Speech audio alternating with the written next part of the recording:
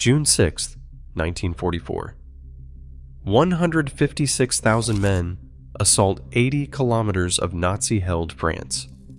The largest seaborne invasion in history, and the day that changed the Second World War. But D-Day came closer to catastrophe than most will ever know. By 1944, the Allied command faced a strategic crisis. Nazi Germany still held France, under occupation since 1940. Its Atlantic wall bristled with bunkers and artillery. On the Eastern Front, the Soviet Union bore the full weight of Hitler's armies, demanding relief and a true second front in the West. At the Tehran and Casablanca conferences, Allied leaders set a clear objective: to launch a cross-channel invasion to break the deadlock, force Germany into a two-front war, and liberate Western Europe. The result was Operation Overlord, a plan that would take more than a year to craft. General Dwight D. Eisenhower was named Supreme Commander, tasked with uniting American, British, Canadian, and Free French forces under a single command. The invasion would require an unprecedented concentration of power: 156,000 troops, over 5,000 ships, and 11,000 aircraft, all converging on an 80-kilometer stretch of Normandy coastline. The scale of the operation reflected the stakes. Failure would mean prolonging the war and risking Allied unity. Success could turn the tide in Europe. Every detail, from the timing of the tides to the coordination of air and naval bombardments, was measured against the need to surprise and overwhelm the German defenders. With the fate of the continent hanging in the balance, the Allies moved from diplomatic promise to concrete action, setting the stage for the deception campaign that would soon follow. In the months before the invasion, the Allies constructed a phantom army on paper and in the fields of southeast England. The 1st United States Army Group, or FUSAG, appeared to German intelligence as a formidable force: 19 divisions, complete with tanks, trucks, and camps, all supposedly under the command of General George S. Patton. In reality, FUSAG was a fiction. Its tanks were inflatable, its radio traffic a carefully orchestrated illusion, and its soldiers nothing more than actors and empty tents. Operation Fortitude, the deception plan behind this charade, aimed every detail at convincing the German High Command that the main Allied blow would fall at Pas de Calais, not Normandy.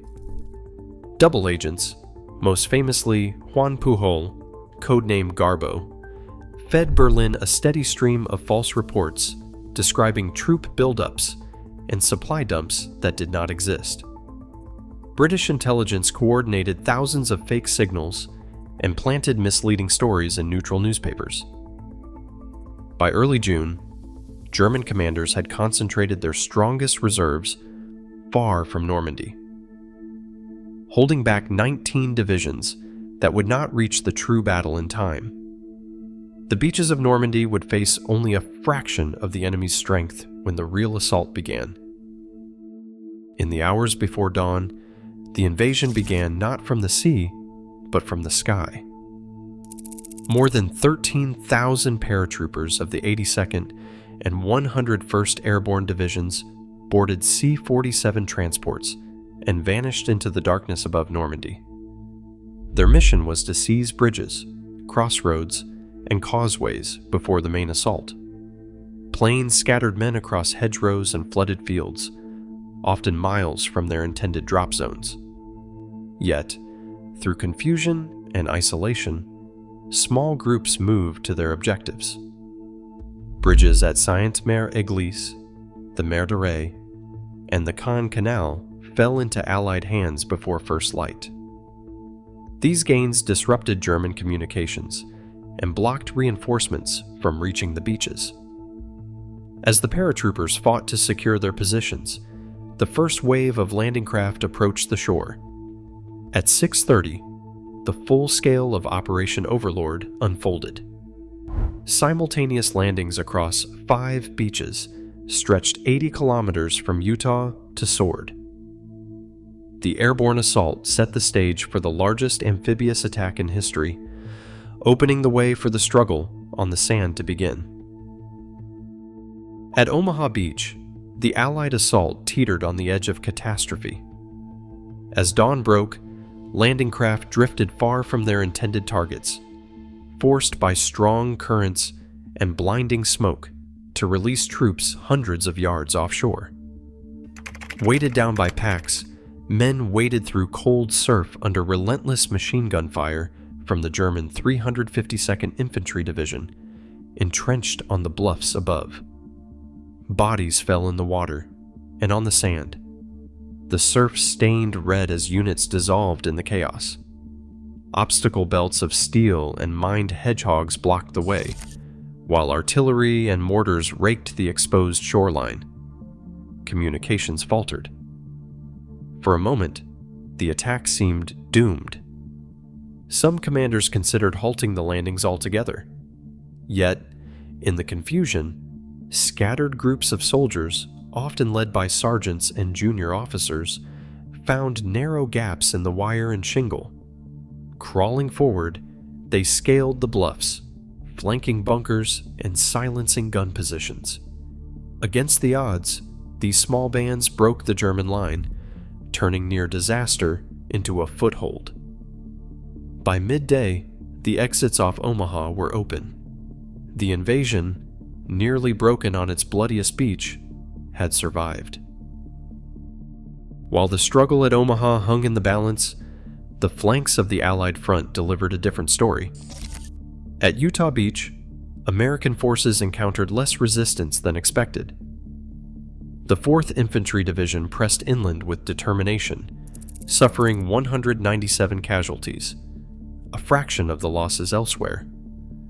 On Gold and Sword, British troops advanced through fortified villages, linking with airborne units and pushing toward Bayeux and Caen. The Canadians at Juno achieved the deepest penetration of any sector, driving 11 kilometers inland by nightfall despite fierce opposition. Across the entire front, German command faltered. Hitler, convinced the main threat remained at Pas-de-Calais, refused to release Panzer reserves while he slept. His staff delayed action for hours, and by the time the order came, Allied air power had already shattered many armored columns on the roads to Normandy. The window for a decisive counterattack closed before it could open. By midnight, 156,000 Allied troops stood ashore. The cost was staggering. Between 4,000 and 9,000 Allied casualties occurred that day alone. Yet the Atlantic Wall, long touted as impregnable, had been breached. The Germans, caught between hesitation and misdirection, lost their chance to drive the invaders back. The foothold in Normandy would become the launching point for the liberation of France, and within 11 months, Nazi Germany would surrender.